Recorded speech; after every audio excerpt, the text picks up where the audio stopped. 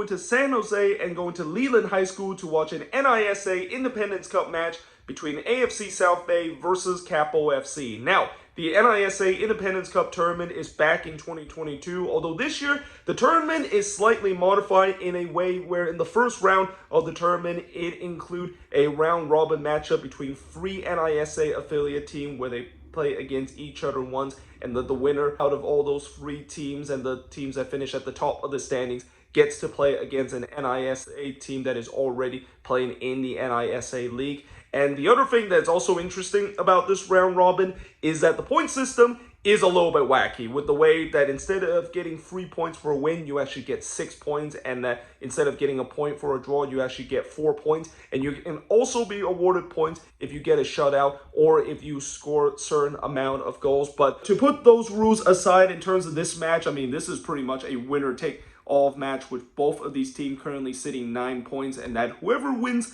this game is going to be moving on to play against AFC San Diego in the next round of the NISA Independence Cup. Now, if this game does end in a draw, I believe Capo FC is going to be moving on into the next round, because I think the first tiebreaker in terms of points is goal differential, and Capo FC currently have a bigger goal differential compared to AFC Southbay. But yeah, let's see how this game is going to turn out.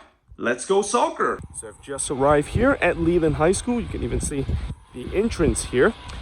And we're just going to be walking to the stadium right now, which is going to be somewhere right over there behind all those tennis court. All right, so we've just made it inside the stadium, and as you can see, these are, I believe, the Capo FC player doing their pregame warm-up. Actually, they're walking off the pitch. It's actually very close before the kickoff of the match. I also just saw some of the AFC Southbay players that are changing there near the 10. I think they're also just changing, getting ready for the start of the game. Now, one thing that's interesting is that the ticket booth is right here. And, you know, usually when you see a ticket booth, it's like right in front of the gate. So I should just kind of stand here. I wonder, am I just going to get away with basically not paying? I mean, the other thing I can do is just kind of walk through that ticket booth without paying, but I guess as an honest person, I might as well just go to the ticket booth to purchase my tickets. It's not that expensive, it's only $10. And now it looks like both teams is heading to the center circle.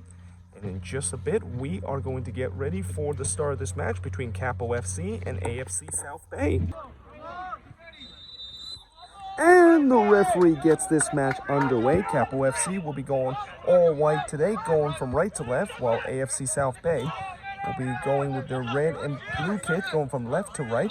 As we are underway on this beautiful Saturday late afternoon here at Leland High School in San Jose for this NISA Independence Cup match. But instead, he's going to play this one back to his teammate. Now he's going to go for an ambitious effort, and it is going to just go a little bit high for a goal kick. So a couple of pot shot there from Capo FC, and so far trying to test the goalkeeper, trying to keep that AFC Southbay goalkeeper honest. Oh, that's a giveaway, and it's in the back of the net, and Capo FC have taken a 1-0 lead. Well, I'm not sure if I got it on clip, but there was just a terrible giveaway there from AFC Southbay as they gave the ball away just outside of their 18-yard box, and Capo FC basically pounced on it, and they capitalize on a mistake there from the host, and they take a 1-0 lead in this crucial NISA Independence Cup match. Now, I think it's going to be hydration break here. Well, I didn't expect there was going to be a hydration break, but I guess maybe since the temperature is in its mid-80s, they decided that they're going to have it today. So this is a good chance for me too. What has happened in this game, as it is Capo FC with a 1-0 lead over AFC Southbay, and it's been kind of an even game to start this one. I mean, it was relatively fast. There's been some really good chances for both of these teams, but you know, Capo FC of course take advantage of the opportunity that was kind of just gifted by AFC Southbay. Like, they literally just gave the ball away in their own box, well, at least just outside the own box, and next thing you know, Capo FC was on the other end and capitalized to give the 1-0 lead. But as the half goes on, you know, things kind of start to slow down a little bit, and let's see if this water break maybe can pick up the pace a little bit, because again, it's kind of interesting the fact that there is a water break. Consider the temperature, you know, it's 82 degrees right now, which is kind of hot, but isn't as hot as I've seen games before where it's like 100 degrees, where I've seen them the mandatory water break. As here comes AFC Southbay here. Look at trying to play this one back, and it is going to be over the bar. It looks like it was deflected over the bar there, so it's going to be a corner coming up. Ran away from him there as now another giveaway here from Capo FC as we talk about AFC Southbay being sloppy at the back. So is Capo FC as he's trying to chip the keeper there, and that one actually stayed in play there as it actually hit off the post and somehow able to kept in play. Oh, and here comes Capo FC and he's able to play him through on goal, and it is going to be wide as well. That was a big opportunity there for Capo FC to double their lead for the halftime whistle, which that would be a weird spot to blow it. As he strived this one on the left, and it is gonna go wide there as that definitely had the keeper diving to his left. I think maybe he would have got to it even if that one was on target. It'd be very far from the halftime whistle. Maybe the last attack of this game, and actually that's not going to be the case. Instead, it is the halftime whistle. Halftime here at Leland High School. It's Capo FC with a 1-0 lead over AFC Southbay. So it's halftime here at Leland High School as I'm actually now walking back to my car to get some food because, you know, it is 6:30. It is dinner time for me. But at halftime, it is Capo FC with a 1-0 lead over AFC Southbay. And, you know, the goal came very early in this game after just a horrendous giveaway from AFC Southbay to give Capo their opening goal off this one. And for the rest of the game, it was relatively even. I mean, there's been some good chances for both of these teams. AFC Southbay even hit the post on a cheeky chip that almost caught the Capo FC goalkeeper. But other than that, I feel like this game is still on its balance and that I expect we potentially could see another goal because there's also some good chances in this game too for both of these teams. But I think this next goal could be a big telling story because if Capo FC can get the second goal, they could potentially move on into the next round. And now it looks like both teams is back on the pitch, and in just a minute we are going to get ready for the start of the second half. And also I want to just give you a moment to look at this beautiful backdrop here at Leland High School. The rolling hills, the Santa Cruz Mountain there in the background, and obviously I actually have been to the stadium before, if you recall. All the way back last year I actually attended a game here in the Sporthop series, but that game was played at nighttime, so I wasn't able to see the hill there. But since this game is a day game, you get to see this beautiful view of the hills in the background. Just a perfect backdrop for an NISA Independence Cup soccer game. And the referee gets the second half underway. Well, it's still certainly all to play for here in the second half as Capo FC does have the advantage here.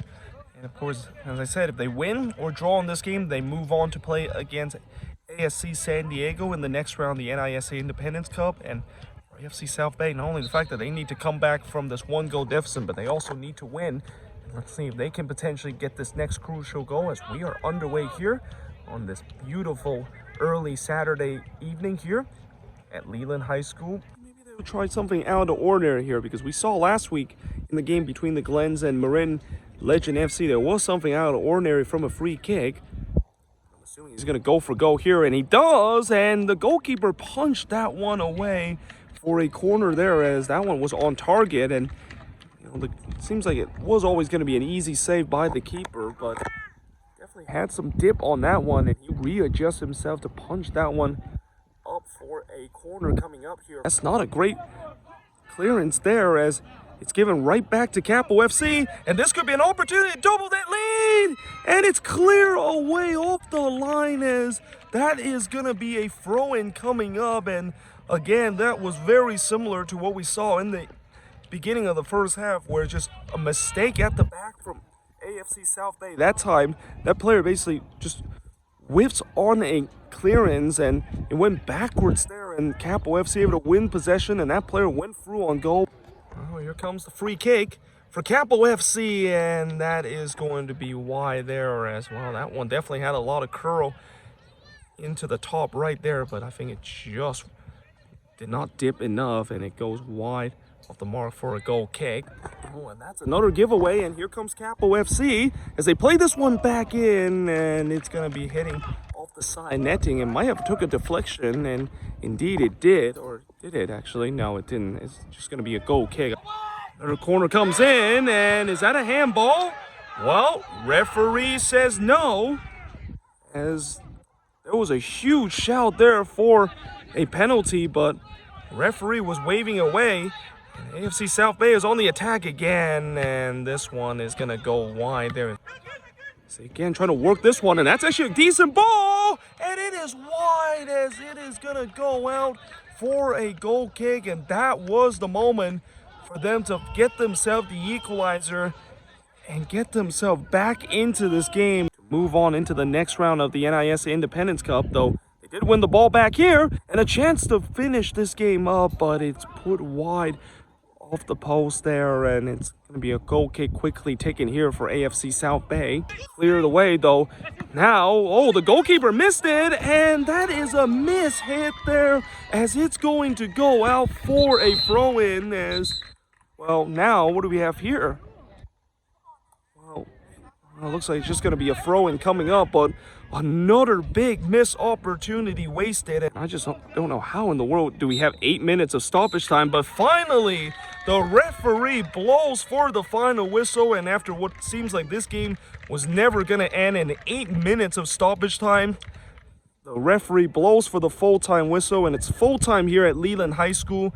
It's Capo FC who is moving on into the next round of the NISA Independence Cup tournament as they win 1-0 against AFC Southbay and will be playing against AFC San Diego next week. So just finished here at Leland High School as I'm now exiting out of the stadium, and in the end, it's Capo FC that is moving on into the next round of the NISA Independent Cup after they got a 1-0 win over AFC Southbay, and they're going to be playing against AFC San Diego in the next round of the NISA Independence Cup. But, you know, overall, when you look at how this game played, especially in the second half, I mean, AFC Southbay, they definitely pushed man forward to get that equalizer, but you just feel like that final ball and certainly the final third for them is where it all broke down for them. So many times when they try to put those hopeful crosses and those through ball, and it just hasn't worked out. And not to also mention the fact that whenever they get to the final third, it just feels like they've worked the ball way too slow. And when you work the ball way too slow like that, you're not going to get a lot of chances